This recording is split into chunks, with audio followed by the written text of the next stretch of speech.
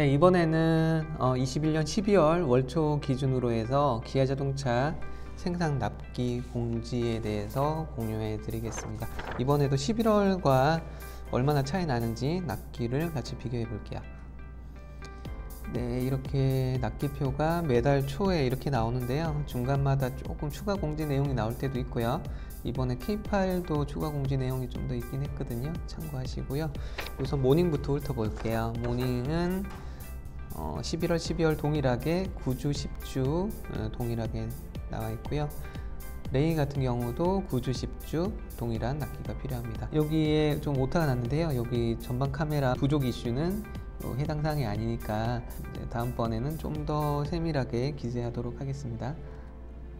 K3 같은 경우는요, 동일하게 5, 6주 생산 납기가 필요한데요. 드라이브 와이즈를 미선택하거나 5도어 썬루프, 크렐, 사운드 선택 시에는 납기가 상당히 2배 정도 수준으로 늘어나니까요. 주의하셔서 보시면 될 것 같아요.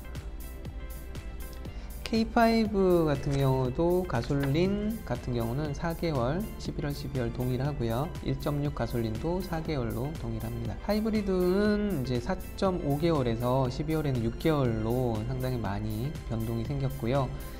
K5 LPG 같은 경우도 2달 정도 더 늘어나서 현재는 K5 LPG는 8개월 이상 이렇게 소요가 됩니다. K8을 보겠습니다. 우선 8개월 2.5 가솔린이 제일 많이 나가는 모델인데요. 8개월 이상에서 7개월 이상으로 소폭 좀 줄었고요. 3.5 가솔린은 오히려 한 달 정도 늘어서 4개월 정도 현재 걸리는 상황입니다. 하이브리드 같은 경우는 8개월에서 10개월 이상으로 상당히 많이 뛰었고요. LPG 같은 경우도 동일하게 10개월 이상 현재 걸리는 상황이고요. 어제 저녁 무렵에 새로 나왔던 공지인데요. 현재 여러가지 반도체가 부족하고 드라이브 와이즈 선택 시에 차질이 있고 엔진 수급 부족이 생겨서 현재 납기는 좀 더 밀릴 수도 있다, 이런 내용이 있었고요. 그리고 하이브리드부터 해서 전 사양에서 드라이브 와이즈 옵션을 미선택할 때는 납기가 상당히 많이 단축될 수 있다고 해요. 그래서 드라이브 와이즈를 빼면은 조금 빠른 납기가 가능하다 참고하시고요. 드라이브 와이즈는 대중적인 옵션이라 많이들 알고 계시겠지만 대략적인 주요 옵션은 스마트 크루즈 컨트롤, 이 부분이 가장 주요 옵션일 것 같아요. 그래서 차량 선택 시에 좀 참고하시면 좋을 것 같습니다. 스팅어는 5, 6주로 11월, 12월 동일하고요. K9도 2.5개월에서 3.5개월 한 달 정도 늘어난 상태입니다.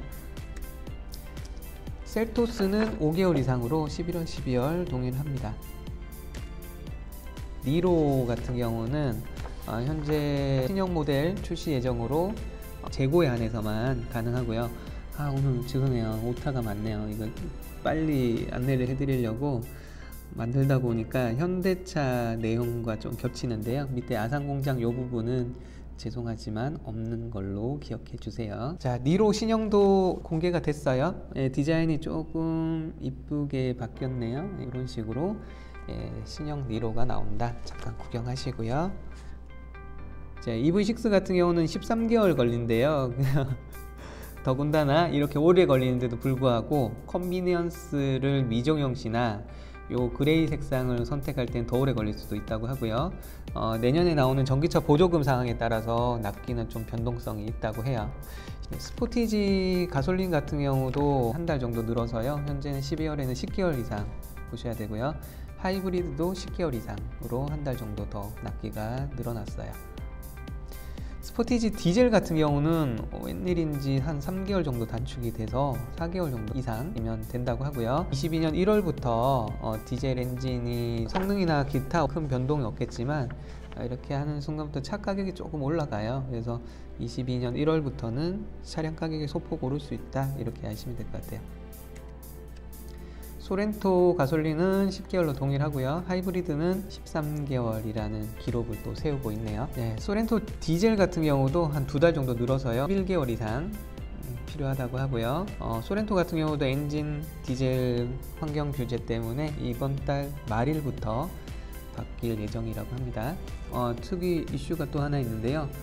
트렌디와 프레스티지 트림에서 드라이브 와이즈를 제외하시면 상당히 오래 걸리는 납기인데 2-3개월 내에 대응을 해주겠다 그래요. 지금 오래 걸리는 이유가 드라이브 와이즈에 들어가는 반도체가 상당히 부족한 것 같아요. 그래서 이 부분 주요하게 체크해 보시고요.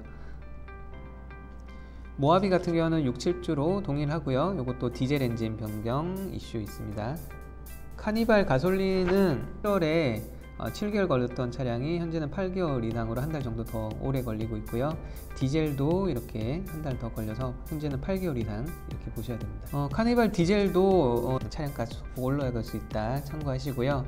현재 전방 레이더 반도체 수급이 부족해서 납기가 계속 늘어날 수 있을 확률이 상당히 높다라는 안 좋은 소식도 같이 전하고 있습니다. 리무진도 6개월 이상 납기가 현재 필요하고요.